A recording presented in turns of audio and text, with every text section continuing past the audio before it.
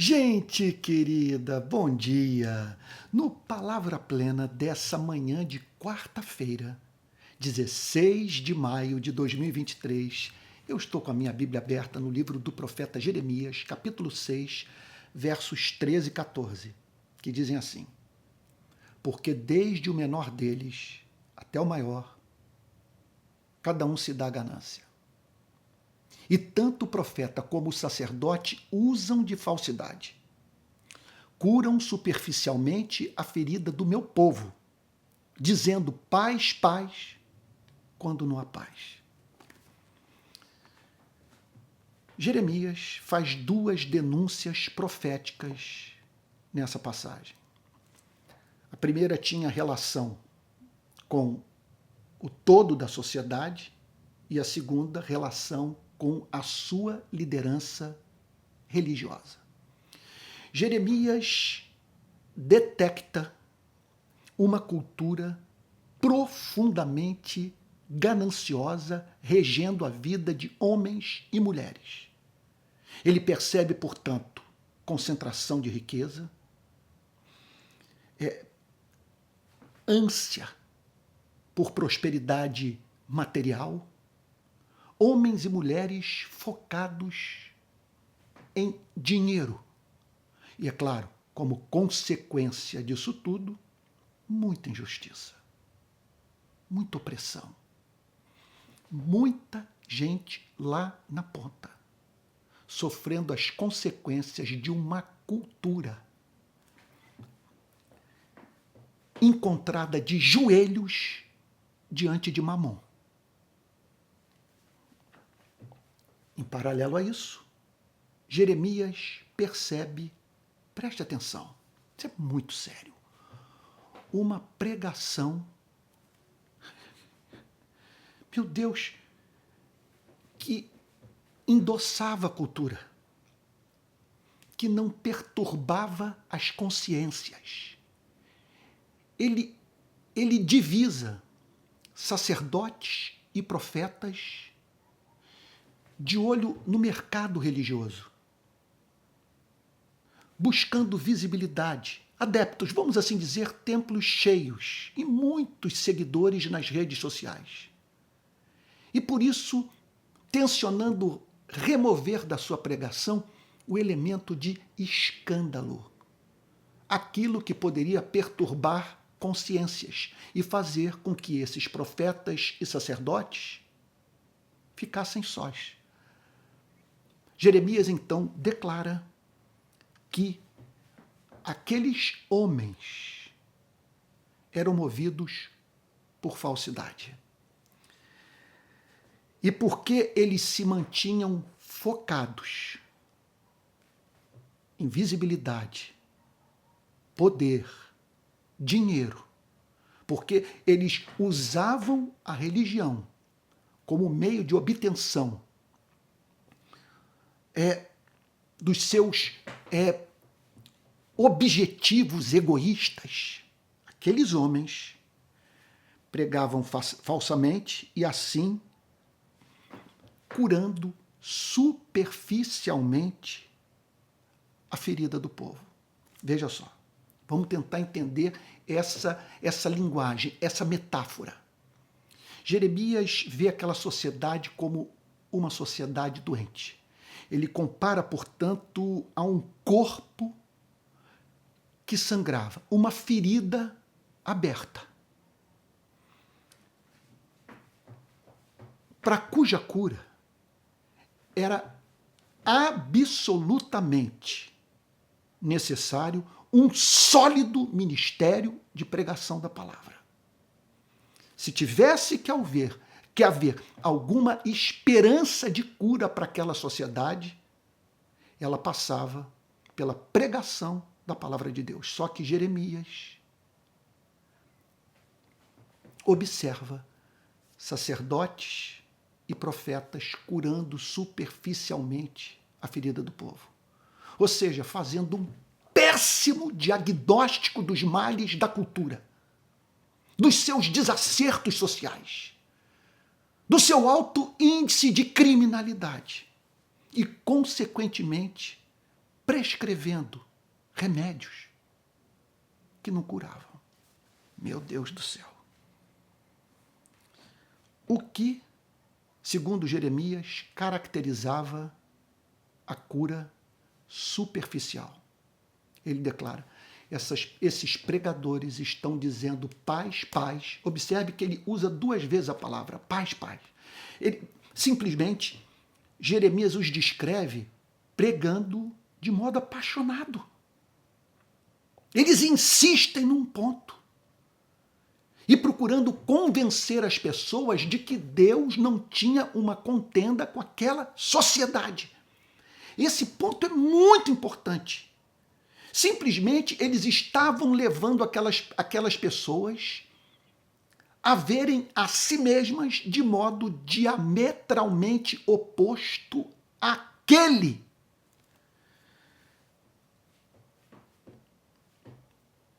pelo qual Deus via aquela mesma sociedade. Esse é o ponto. A pregação levava as pessoas a fazerem uma estimativa de si mesmas diferente daquela que era feita por Deus. Você está entendendo o ponto? Eu espero que eu esteja sendo claro, não tenha errado aqui na construção da frase. Meu Deus, há muito tempo eu não me sinto assim diante de uma mensagem tão importante ser proclamada e ouvida pela nossa nação. Então vamos lá. Eles diziam paz, paz, quando não há paz. Nisso consistia a cura superficial. Aqueles pastores simplesmente apaziguavam aquelas consciências, livravam aquelas pessoas de qualquer espécie de culpa, diminuíam, portanto, rebaixavam as condições estabelecidas pela palavra de Deus e da reconciliação de uma sociedade com o Criador e do que deveria se seguir na vida dessa mesma sociedade após essa reconciliação. Curam superficialmente a ferida do meu povo, dizendo paz, paz, quando não há paz. Meu Deus, Jesus fala sobre os que esmagavam a cana quebrada e que eram capazes de apagar a chama, o pavio que fumegava. Homens que atavam fardos pesados sobre os ombros do próximo com a sua pregação, que levavam as pessoas a acreditarem que Deus havia prescrito como norma de comportamento para as suas vidas o que Deus jamais havia mencionado na sua palavra. A vida assim se tornava insuportável e a instituição religiosa, portanto, era transformada numa fábrica de neurose. Aqui nós estamos diante do extremo oposto.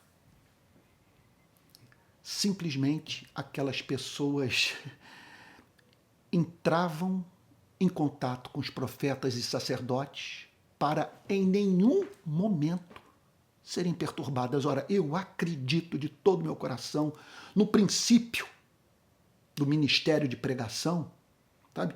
Que consiste no seguinte fato, que a tarefa, na seguinte verdade, que a tarefa da verdadeira pregação é acalmar os que estão perturbados e perturbar os que estão calmos.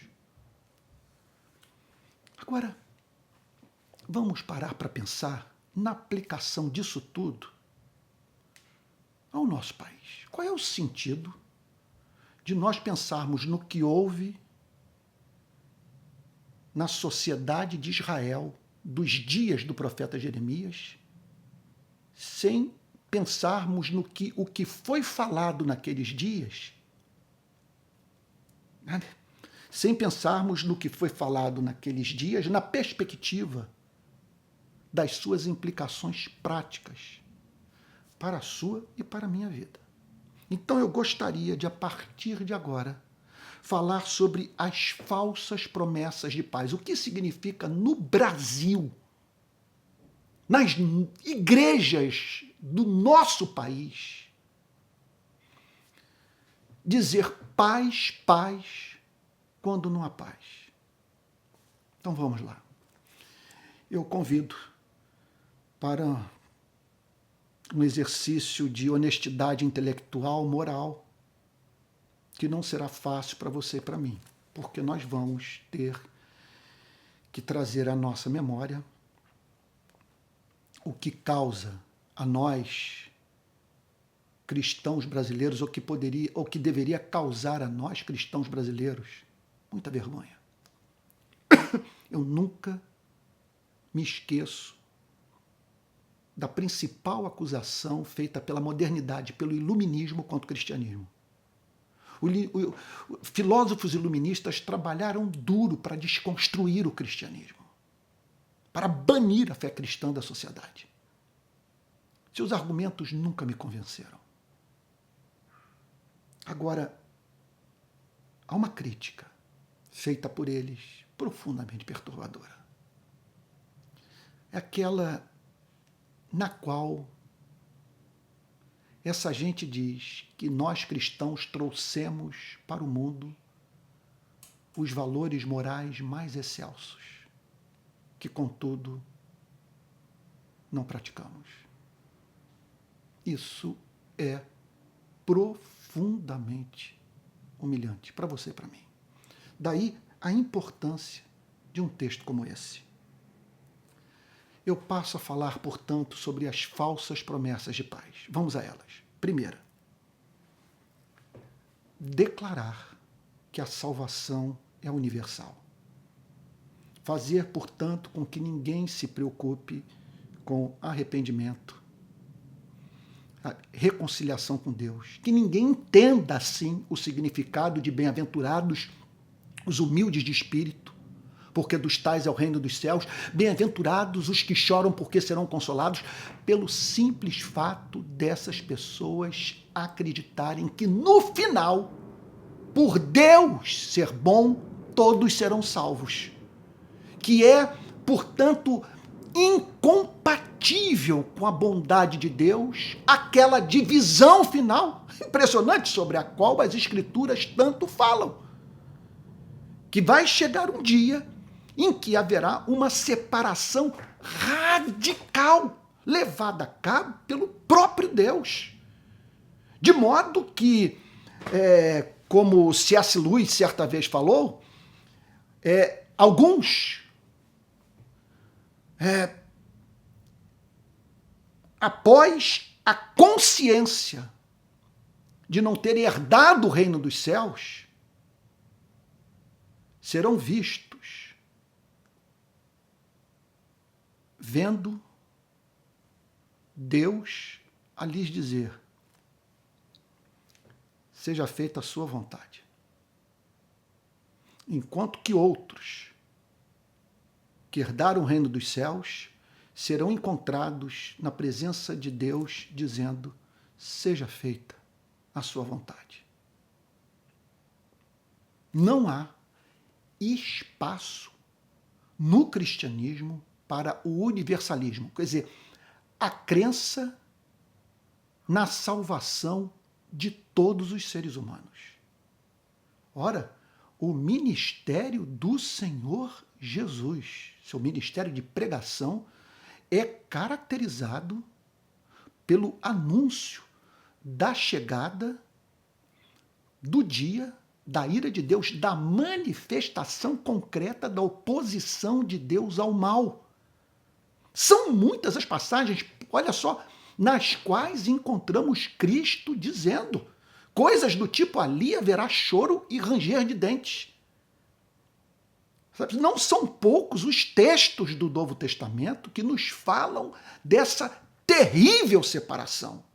Então, é proclamar uma falsa paz, anunciar para o mundo que, pelo fato de Deus ser bom, todos, no final, serão salvos. Nos lembremos do sentido da declaração de C.S. Lewis. O céu é um lugar no qual os homens dirão a Deus: seja feita a tua vontade. Enquanto que o inferno é um local no qual Deus dirá aos homens: seja feita a sua vontade. Em segundo lugar, Uma outra falsa promessa de paz é dizer que Deus é bom. O que eu estou querendo dizer com isso? É claro meu Deus, que eu creio que Deus é bom. O motivo do meu culto, da minha adoração, do meu amor, da minha poesia, da minha relação com Ele, consiste no fato de que eu creio que Ele é bom. Ele é essencialmente bom. Ele corresponde ao ideal expresso pela palavra Deus. Ele, por ser bom, ele age com bondade. Ele é movido por benevolência. Ele é bom porque ele é excelente. Ele é amável. Ele é perfeito. Ele é infinito em graça, doçura, bondade, benignidade, misericórdia. Ele é infinito em longanimidade. Tudo isso nos é amplamente ensinado pelas Sagradas Escrituras. Agora, contudo, nos desprepara para a vida afirmar tão somente que Deus é bom. Por que eu digo nos desprepara para a vida? Porque nós lidamos com fatos nesse planeta para os quais a única explicação reside na verdade escriturística de que a vida que nós vivemos é repulsiva aos olhos de Deus e que Deus, portanto, é movido pela sua natureza santa revelar o seu desprazer julgando seres humanos e às vezes sociedades inteiras. Ora, lá está o apóstolo Paulo dizendo em Romanos capítulo 1, verso 18, a ira de Deus se revela do céu contra toda impiedade e perversão dos homens que detêm a verdade pela injustiça. Então, essa pregação que nos dá o direito de sermos muito maus porque Deus é muito bom, é diabólica. Não é assim que nós levaremos, mas de modo algum, seres humanos amarem a Deus. Ora, eu amo a Deus porque eu o encontro irado, que é uma ira completamente diferente da sua e da minha, não é caprichosa. Ela não se trata de um espasmo, de um acesso de raiva, não é alguma coisa despropositada. Ela é fruto da sua santidade, é fruto do seu amor. É o amor indignado, é o amor se rebelando contra aquilo que o inviabiliza. É justamente por ele olhar para Auschwitz, para Dachau, para a Segunda Guerra, para os planos de Adolf Hitler e julgar a sociedade que perpetrou todos esses males que eu amo. Portanto, é apregoar uma falsa paz. Dizer que Deus é apenas bondade, fazendo com que os seres humanos percam de vista a sua justiça. Olha para a vida, por que nós duramos pouco? Porque você e eu estamos em processo inexorável de envelhecimento e vamos morrer. Porque, vez ou outra, a natureza se volta contra a sua e contra a minha vida. Como explicar o fato desse planeta, com tantos extraordinários sinais da bondade divina, ser um vale de lágrimas? Como explicar a cruz? Por que Jesus foi parar ali? Por que no Getsêmani ele declara, Pai, afasta de mim este cálice? Contudo, não seja o que eu quero, e sim o que tu queres. Que cálice é esse? Porque ele não queria tomar aquele cálice. Porque ele olhava para a cruz com horror. Por quê? Porque ele tomou sobre si todas as nossas iniquidades. Porque para nos salvar no corpo e no espírito, ele morreu física e espiritualmente. Ele viu o rosto do Pai se apagar. Deus meu, por que me abandonaste? Vai de encontro às escrituras sagradas, aos fatos da vida. Dizer que Deus é apenas bondade, fazendo com que seres humanos percam de vista a justiça divina. E em terceiro, em último lugar, tem muito mais coisa para falar e vou falar nos próximos dias. É outra proclamação que presta desserviço de incalculável peso para a vida da igreja e da sociedade, quer dizer, é a afirmação de que é possível o ser humano ser salvo sem arrependimento e fé. Meu Deus. Meu Deus do céu. Por que Jesus veio? Qual é o sentido de ide por todo mundo, fazei discípulos de todas as nações e batizando-os em nome do Pai, do Filho e do Espírito Santo, e quem crer nele e quem nele crer será salvo? Por que temos que ir pelo mundo pregando o Evangelho? Por que o chamado à evangelização desse planeta?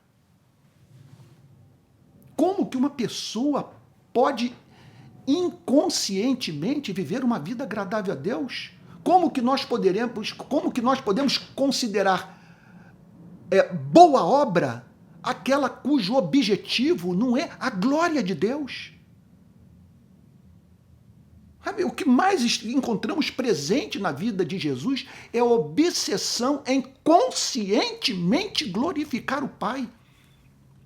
Me mostre como que uma pessoa pode viver para a glória de Deus sem a revelação do Evangelho.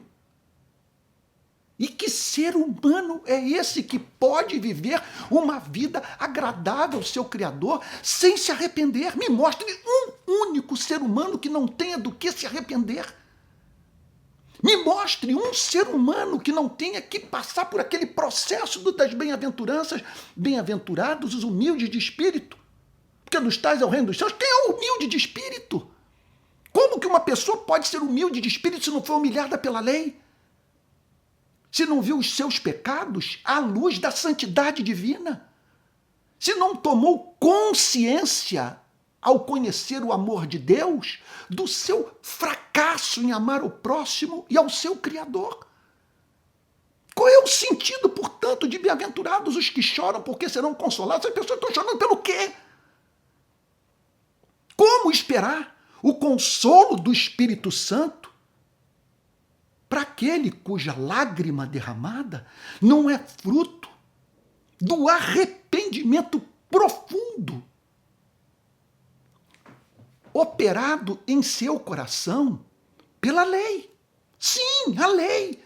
A lei que diz que é feio, horrível, é hediondo nós vivermos a pedir das pessoas o que nós não praticamos, condenarmos a falta de solidariedade e não sermos solidários, condenarmos a ganância e sermos gananciosos, condenarmos a avareza e sermos avarentos. Sabe o que é isso? Como julgar? O que nos leva a chegar à conclusão que nós podemos passar a vida inteira estabelecendo, apresentando nossas normas morais e condenando aqueles que não as cumprem, sabe? E crer que um dia nós não ouviremos a nossa própria voz e que não nos será perguntado sobre a forma como vivemos à luz do que passamos a vida inteira a exigir e cobrar das pessoas. Porque Jesus veio para nos chamar para o arrependimento e fé. Não há redenção sem arrependimento e fé. É pregar falsa paz. Falar em homens e mulheres que inconscientemente encontraram a Deus. Que são cristãos e não sabem. Olha, podem até ser gente boa, mas cristão é quem segue a Cristo. Cristão é quem conhece a Cristo. Cristão é quem está familiarizado com a mensagem de Cristo e a reproduz em sua vida. Cristão é aquele que se relaciona com o Pai nos termos estabelecidos por Cristo. O que caracteriza a vida do cristão é ser gente boa para a glória de Deus. O que caracteriza a vida do verdadeiro cristão é ser gente boa para que as pessoas em contato com o cristão se apaixonem por Cristo. Ele não quer que as pessoas olhem para a sua vida. Ele quer simplesmente refletir a beleza de Jesus, de modo que as pessoas, no contato com o cristão, tenham uma ideia de quem Deus é. Olha, tenho muito mais coisa a falar. Eu vou parar por aqui e darei sequência a essa mensagem que eu não sei quanto tempo vai durar. Mas nos próximos dias você só me verá falando sobre as falsas promessas de paz presentes nas mais diferentes denominações e igrejas evangélicas do nosso país. Tá bom? Vamos ter um momento de oração? Pai Santo, tudo isso é muito perturbador, muito contundente, Senhor. Muito sério. Senhor, é a vida eterna, é o destino dos seres humanos. É a forma do Senhor ver a sociedade, bem como o papel do pregador. Oh, meu Deus amado. Dizer que há paz quando não há paz. Qual é o significado, Senhor? Ajude-nos a entender de curar superficialmente as feridas de uma sociedade, de uma igreja. Isso está em curso no Brasil? De que maneira, Senhor? Fala conosco nos próximos dias. Fala conosco, Senhor, com base no texto que estamos estudando, Senhor. Fala conosco, é o que nós te pedimos. Em nome de Jesus, com perdão dos nossos pecados. Amém. Amém. Olha, meu irmão querido, eu peço que você não deixe de orar. Eu vou me dedicar a uma série de pregações sobre o tema falsas promessas de paz. Eu conto com a sua intercessão, porque o inferno fará o que estiver ao seu alcance para me impedir de pregar, porque eu não tenho a mínima dúvida que vou tratar dessa cura superficial. E eu quero lhe dizer que eu estou aqui para o Espírito Santo falar comigo, a fim de que me mostre em que extensão eu sou parte desse problema. Bom, você está participando, você está ouvindo um programa, né, que é dirigido por mim e para cuja manutenção carece de oferta. Se você puder ajudar, aqui vai o Pix, palavraplena@gmail.com. Uma outra forma de colaboração é você se tornar membro do canal, tá bom? Que Deus o abençoe e o guarde. Que Ele faça resplandecer o seu rosto sobre você e tenha misericórdia de você. Que sobre você Ele levante seu rosto e lhe dê a paz. E até o próximo Palavra Plena.